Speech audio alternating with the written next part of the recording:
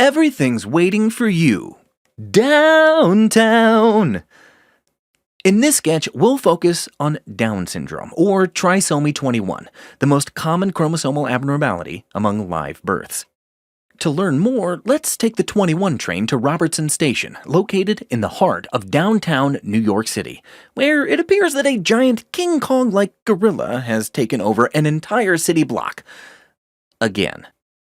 Down syndrome is a collection of abnormalities characterized by recognizable facial features, congenital anomalies, hypotonia, and intellectual disability, which will all be symbolized in the diverse citizens of New York, introduced shortly. Children with Down syndrome can have varying degrees of severity of each of these features, but all affected children, and adults for that matter, need to be monitored closely for a variety of health complications. So, what causes Down syndrome? Most of the time, Down syndrome results from having 3 complete copies of chromosome 21, which is referred to as trisomy 21. 21 is the legal drinking age, so why not name a hip downtown bar after it? Trisomy 21 is generally a de novo event, meaning it occurs for the first time in a family member due to a mutation in a parent's germ cell. Specifically, trisomy 21 occurs because of a meiotic non-disjunction during formation of the egg or the sperm. So instead of each parent giving only 1 copy of chromosome 21, one parent actually gives 2. These kids end up with 47 chromosomes total due to the extra chromosome 21. Much less commonly, about 4% of the time, Down syndrome results from a Robertsonian translocation, which is a special type of chromosomal rearrangement that occurs with the acrocentric chromosomes 13, 14, 15, 21, and 22. These chromosomes have teeny tiny P arms, and sometimes the long Q arms stick together to form one new, longer chromosome. Usually, this occurs as a de novo mutation in the parent's germ cells. If the offspring gets one of these germ cells that has an extra arm of 21, they will still have 46 chromosomes, but extra 21 material, leading to Down syndrome. See how one of the acrocentric train tracks in this diagram is twice as long as the others? Not good. Least commonly, about 1% of the time, Down syndrome results from trisomy 21 mosaicism, meaning some cells have 47 chromosomes with an extra chromosome 21, and some cells have the normal 46 chromosomes. Mosaic Down syndrome is generally caused by an error in cell division and replication early in embryo development. Clinical phenotypes in these kids can be the same as those with non-mosaic Down syndrome and don't correlate to the percentage of mosaicism. Anyways, now that we've gone down the genetics rabbit hole a bit, let's crawl back out to the street and get back to the clinical aspects of Down syndrome. Down syndrome is definitely something you'll see in your rotations or in practice, because it's the most common chromosomal anomaly in live-born infants. In fact, the incidence of Down syndrome in the general population is about 1 in 700. Because Down syndrome is so common, screening for it is often a routine part of prenatal care. Most cases of Down syndrome are actually recognized prenatally these days, which is one of many reasons why getting a thorough prenatal history in newborns is super important. One thing you'll definitely want to find out is the mom's age at the time of delivery. Remember how the incidence of Down syndrome in the general population is about 1 in 700? Well, that number changes rather quickly after the maternal age of 35. To give you an idea of just how much the risk increases, by maternal age of 35, the risk for Down syndrome has increased to about 1 in 270, and by maternal age of 42, the risk for Down syndrome has reached 1 in 42. In addition to mom's age, you'll also want to look up the results from mom's first and second trimester serum screening tests. First trimester combined screening tests include 3 markers: beta-human chorionic gonadotropin, or beta-HCG, pregnancy-associated plasma protein A, or PAP-A, and a nuchal translucency measurement on ultrasound. Combining the results of these 3 tests with maternal age can give a patient-specific risk of Down syndrome.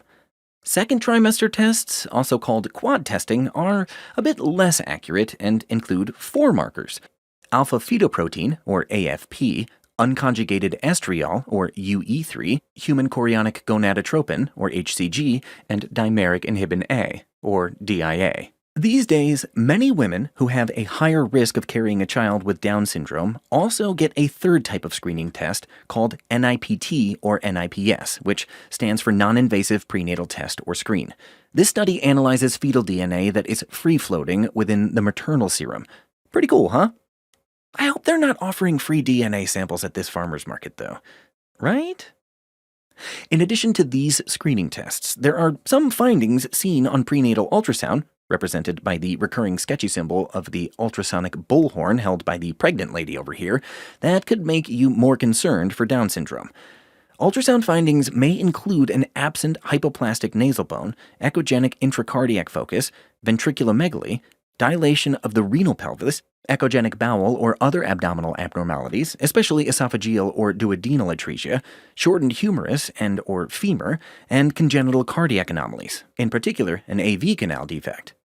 Now, remember, the important thing to know about all these screening tests is that they are still just a screen and not accurate enough to provide a definitive diagnosis, but they do help guide the decision regarding further, more diagnostic testing options for these families.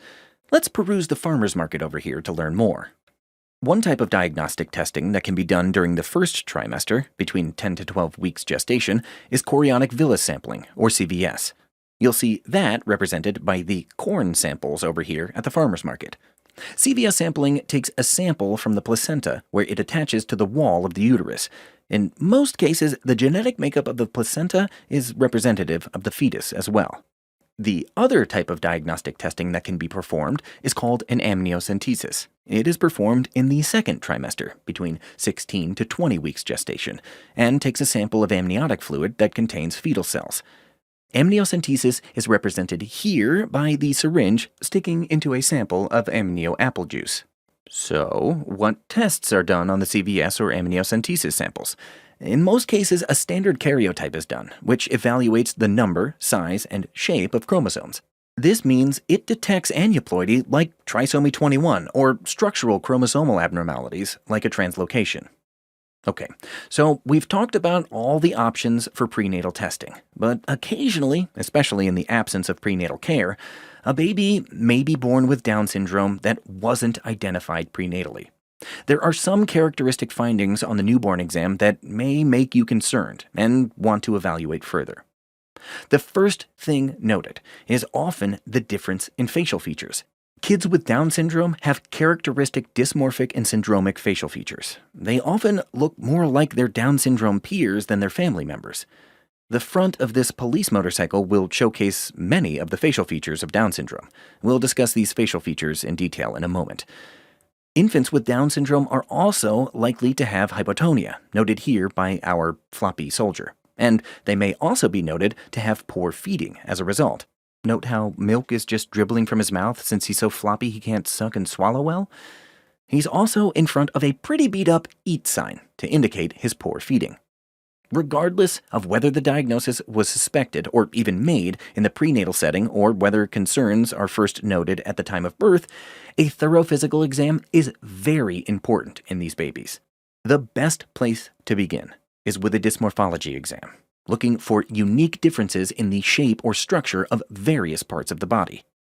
Dysmorphic facial features of infants with Down syndrome include upslanting palpebral fissures, which are the openings between the eyelids, noted here by the upslanted eye-like headlights on the front of the motorcycle, epicanthal folds, which are folds of skin from the upper eyelid that cover the inner corner of the eye, represented by this tan shield blunting the inner corner of the motorcycle headlights, and brachycephaly, which is a shortened anterior-posterior AP dimension of the skull, making it wider than it is long, noted by the flat back of the police officer's helmet. These first three features, upslanting palpebral fissures, epicanthal folds, and brachycephaly, are so common that they are seen in almost every single patient with Down syndrome.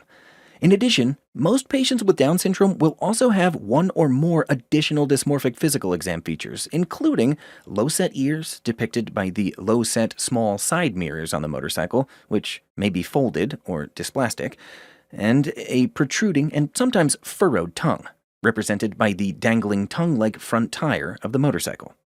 Other possible physical findings of Down syndrome include excessive skin at the back of the neck, shown here by the wrinkled up excessive jacket behind the policeman's neck, transverse palmar creases, noted here on our good-natured gorilla's waving hand, a wide space between the first and second toes, also called the sandal gap, brushfield spots, which are white or gray-brown spots on the periphery of the iris, depicted here by the spotty iris spotlight, and other extremity abnormalities, such as short, broad hands, an incurving pinky finger with small middle phalanx, and hyperflexible joints.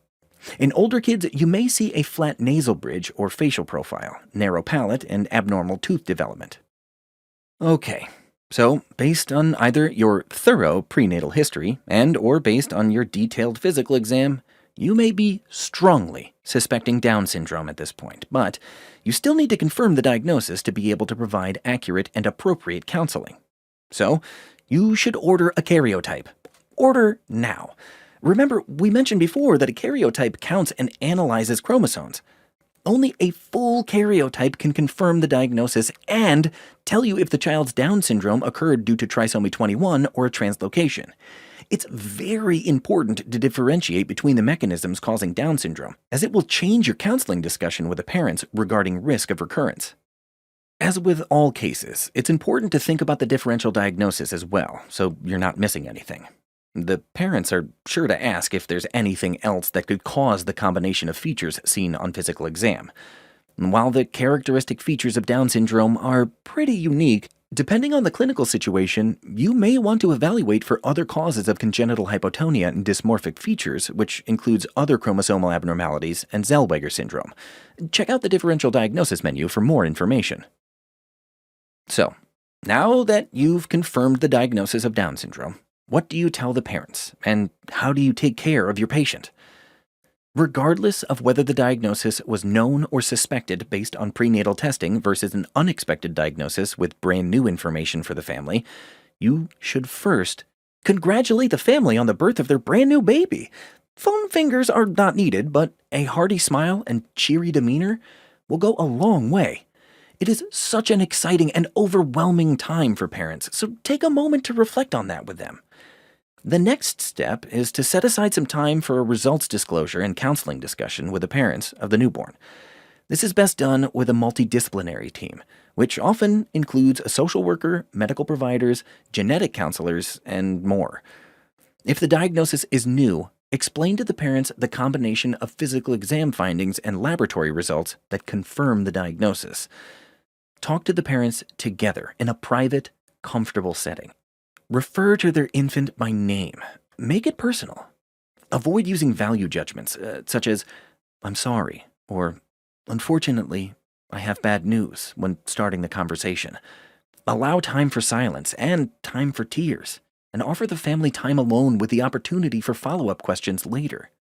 If the diagnosis of Down syndrome was made based on prenatal testing, review what counseling and plan have already been set in place so you're all on the same page. You can review the physical exam findings of their infant that are consistent with the diagnosis as well. The parents may also have questions regarding recurrence risk for future children. If Down syndrome is the result of trisomy 21, then the recurrence risk for future pregnancies is 1 in 100, or the maternal age related to risk, whatever's higher. Although most Robertsonian translocation Down syndrome occurs de novo, in the rare case of a parent being a carrier of a balanced translocation, the recurrence risk increases up to 10 to 15% if the mother is the carrier, or 2 to 5% if the father is the carrier. This is depicted by the greater than 1 graffiti next to the translocation metro sign. This discussion can often be a lot of information for parents to take in. There are a number of excellent resources available for caregivers that provide information and or sources of emotional support. It's often very helpful to remind families about Down syndrome-specific groups on various social media platforms as well. This can really help give the family a sense of community from an early stage. Once the family has had time to process the diagnosis, they're sure to have a ton of questions for you regarding how to take care of their baby. Children with Down syndrome are at a risk for a number of congenital anomalies and health complications that necessitate frequent follow up and ongoing monitoring. Because it's such a complex condition that requires very comprehensive follow up, it's important that you and the parents develop a systematic plan to ensure nothing falls through the cracks. Parents and care providers can also review the current society guidelines on Down syndrome management.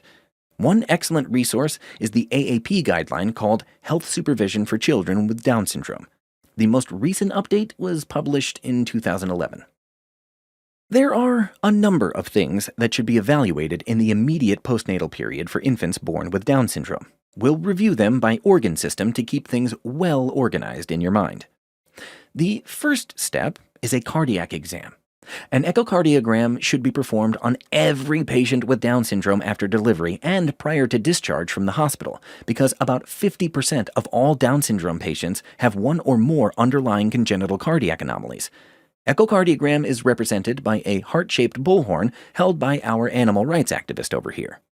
The most common congenital heart defect in Down syndrome is complete atrioventricular septal defect, or CAVSD, which occurs when the endocardial cushions fail to merge, causing both an atrial and a ventricular septal defect.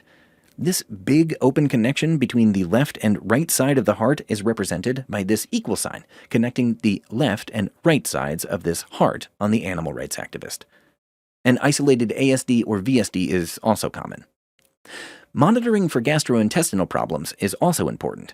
About 5 to 10% of patients with Down syndrome will have an underlying GI obstruction, with the majority being in the small intestine, and the most common finding being duodenal atresia. See how the duodenum is tied off on the bottom of this other activist's shirt? Imperforate anus or esophageal atresia may also be seen. Additionally, kids with Down syndrome are at a higher risk for Hirschsprung disease, or should we say Hirschspring. So it's important to make sure your patient has no abdominal distension or bilious emesis and has passed meconium within the first 24 hours of life. Remember we said that hypotonia and feeding problems were common in newborns with Down syndrome? It's very important to review the feeding history with the parents and make sure that babies are taking their feeds well without significant gagging or choking. If you or the parents note any concerns, you should order a feeding eval right away. A hematologic evaluation is also important in all babies with Down syndrome. You should always get a complete blood count with differential and smear on these newborns.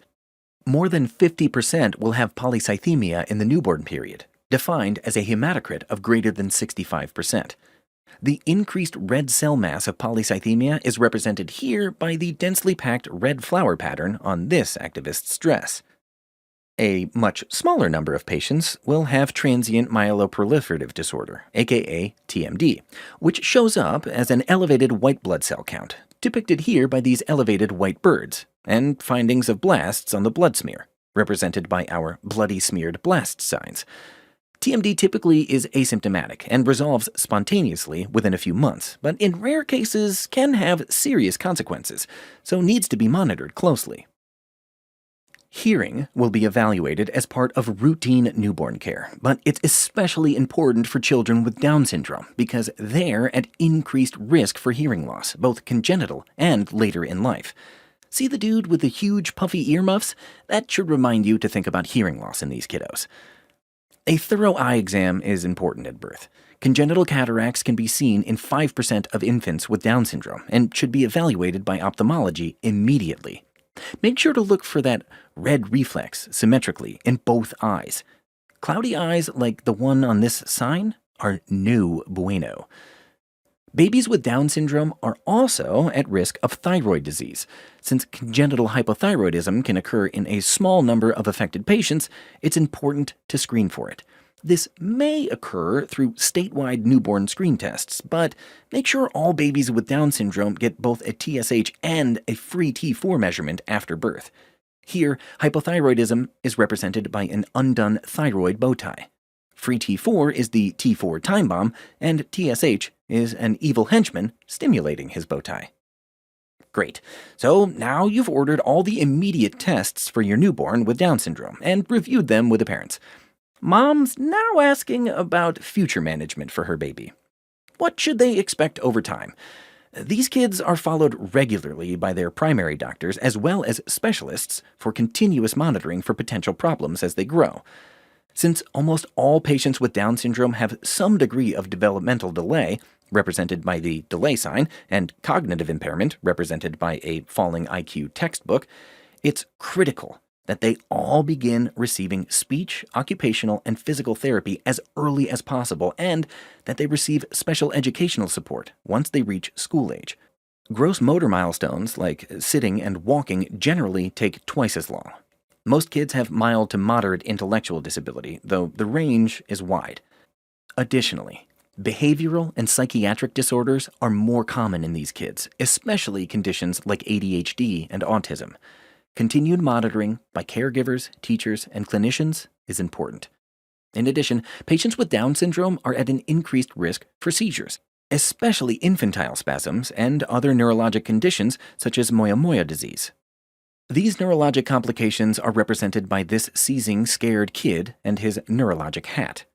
An anticipatory guidance discussion with parents is imperative. Let's move on to another organ system now. Remember, we talked about the congenital cardiac abnormalities that kids with Down syndrome may have? These kids with known heart disease should be followed closely by a pediatric cardiologist as well as a primary care physician, with careful attention to any signs of heart failure, typically manifested by tachypnea, poor growth, and feeding intolerance. It's important to note that kids with Down syndrome, even without congenital cardiac anomalies, are at risk for developing mitral valve disease and aortic regurgitation in the teenage and young adult years, hence the broken valves on the fire hydrant near the cardiac reporter. Kids with Down syndrome are also at higher risk of developing celiac disease. I sure hope that Navy SEAL has gluten-free rations in his pack. Screening for signs and symptoms of celiac disease should begin around 1 year of age and continue throughout life. Test for celiac in those patients with symptoms. Patients with Down syndrome are also at a higher risk for developing hematologic and oncologic abnormalities, depicted by the manly bleeding cancer crab tattoo on our Navy SEAL. Although the polycythemia and TMD of infancy we spoke about a few minutes ago typically resolve, all patients with Down syndrome are at increased risk for leukemia in childhood. Kids who had TMD in infancy are at an even higher risk. Make sure to ask about unexplained fevers, bone pain, night sweats, weight loss, increased frequency of infections, represented by the bacterium lantern, and increased bruising, depicted by the bruised camo. Kids with Down syndrome also frequently have low dietary iron intake compared to their peers, so be sure to take a careful dietary history at every well visit. Annual hemoglobin testing should be done in all patients, and you should add iron studies and a reticulocyte count in those children at risk for iron deficiency. Ongoing hearing screenings are important to monitor any hearing loss established at birth and to evaluate for any new onset hearing loss. Screen at 6 months of age and then again at 1 year and annually thereafter in all kids with Down syndrome. He's also pointing to his ear, reminding you that recurrent ear infections are a common complication in children with Down syndrome, contributing to a large percentage of conductive hearing loss in these kids. Ongoing screening eye exams by an ophthalmologist comfortable with kids and patients with disabilities are also important, since the incidence of ophthalmologic findings increases with age. Patients with Down syndrome are at an increased risk for refractive errors, strabismus, cataracts, nystagmus, and glaucoma. Dental abnormalities are also commonly seen in kids with Down syndrome. Many kids with Down syndrome have delayed or irregular tooth eruption, and they may be missing some teeth. Routine dental care is especially important in these kiddos. In addition, endocrine abnormalities are also common in Down syndrome. We already mentioned the importance of screening for congenital hypothyroidism in newborns, but older kids need close monitoring for thyroid disease as well, with annual thyroid tests. The prevalence of autoimmune thyroid disease among patients with Down syndrome increases with age. You'll want to keep an eye on the thyroid studies in these patients. Check a TSH at 6 and 12 months of age, then annually thereafter. Additionally, diabetes is much more common in kids with Down syndrome than the general population, with some studies showing a 3 to 8 times greater prevalence. Discuss with parents signs and symptoms to monitor for, such as polyuria and polydipsia. Another comorbidity in kids with Down syndrome is atlantoaxial instability, which can lead to subluxation of the cervical spine, which could cause spinal cord compression. It's important to talk with parents even at the newborn stage about appropriate positioning for babies to avoid excessive flexion or extension of the neck, especially during any procedures. Review with parents the symptoms to look for as the child ages if spinal cord compression occurs, such as gait changes, weakness of the arms or legs, bowel or bladder changes, neck tilt, like the cameraman here, or neck pain. A thorough neurologic exam looking for these changes is an important part of the routine annual exam in these patients as well. Routine neck imaging is not currently recommended for asymptomatic patients, as it does not reliably predict who will and will not have C-spine problems in the future. It is, however, recommended that patients with Down syndrome avoid activities such as contact sports, especially football and soccer, gymnastics, and trampoline. Kids with Down syndrome are also at increased risk of obstructive sleep apnea, OSA, due to soft tissue and skeletal abnormalities in the head and neck, causing airway obstruction. Some studies show 30 to 75% of these kids have OSA. You should start discussing signs and symptoms of OSA with the parents during the infant period and continue to evaluate annually. Symptoms of sleep apnea include pauses in breathing during sleep, frequent nighttime awakenings, heavy breathing and snoring, strange sleeping positions, unusual daytime sleepiness, and behavioral problems in the day that could be attributed to poor sleep. A screening sleep study should be done in all kids with Down syndrome at least once before 4 years of age, and as needed thereafter. Controlling obesity, if present, can also help prevent and control OSA.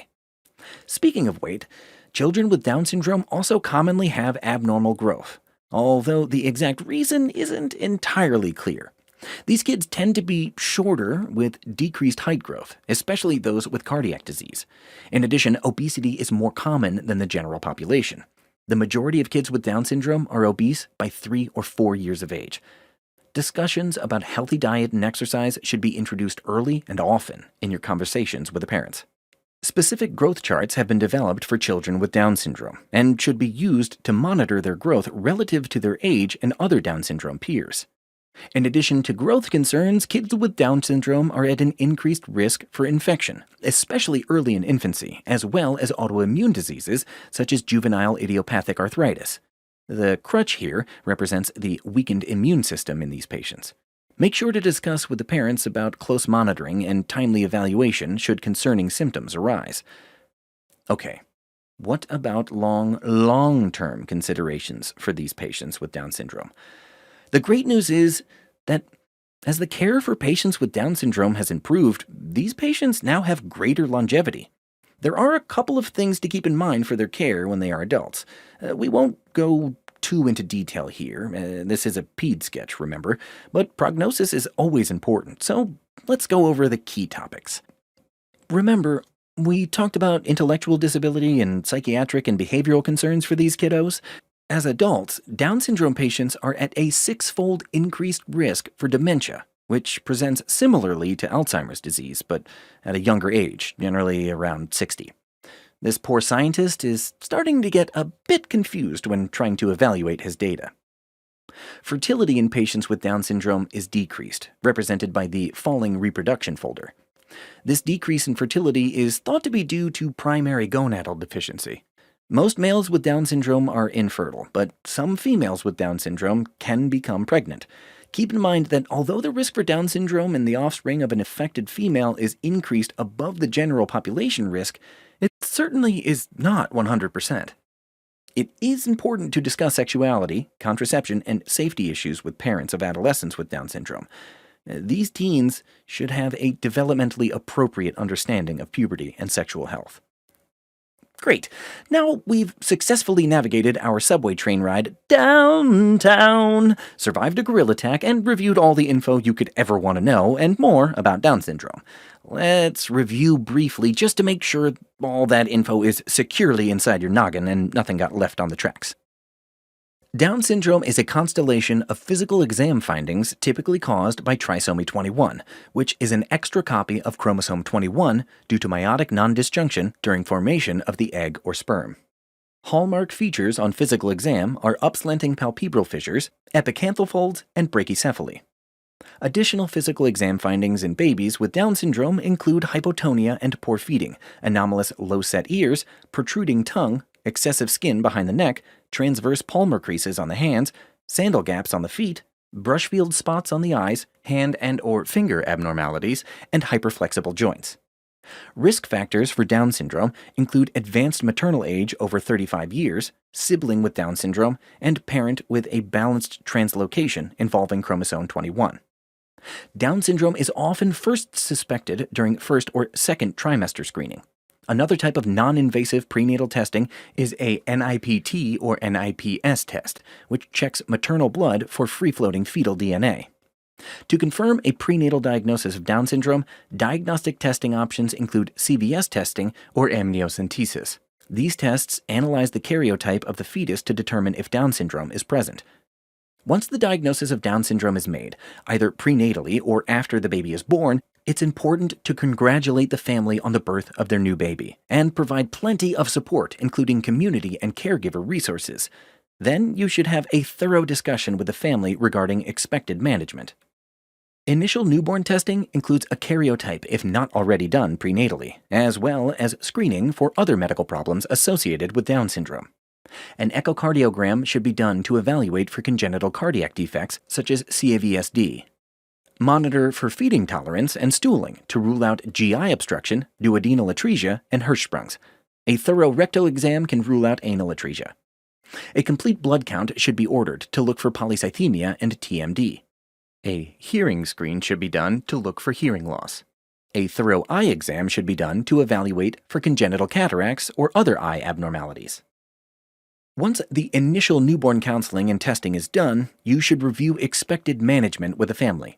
Remember that the number of and severity of complications in kids with Down syndrome varies widely. Kids with Down syndrome generally have some degree of developmental delay and intellectual disability and are at a higher risk for behavioral and psychiatric disorders. They are also at risk for neurologic problems such as seizures, especially infantile spasms. Ongoing cardiac screening is important to rule out mitral valve disease and aortic regurgitation. Annual screening for celiac disease and iron deficiency anemia should be done on all patients with Down syndrome. Because the risk of leukemia is higher for kids with Down syndrome, screen for signs and symptoms regularly. Annual hearing screenings should be done on all patients to evaluate for development of hearing loss, especially secondary to recurrent otitis media, which is common in these kids, and routine eye exams. You should also check annual thyroid tests as well as monitor closely for signs and symptoms of diabetes. All families should be counseled on the risk of atlantoaxial instability in these kids, which could lead to spinal cord compression. All kids need a sleep study at least once by age 4 and as needed depending on symptoms of OSA. Monitoring growth is important as kids with Down syndrome tend to have short stature and obesity. Kids with Down syndrome are at a higher risk for infections and autoimmune diseases such as JIA. Long-term considerations for these kids as they enter adulthood include decreased fertility, and males are often infertile. And starting around age 60, many adults with Down syndrome show signs of early dementia. Okay, cut. That's a wrap on Down syndrome for today. Tune in tomorrow for more witty medical info, sketchy style. Now, where's that pub we talked about? I could really use a drink.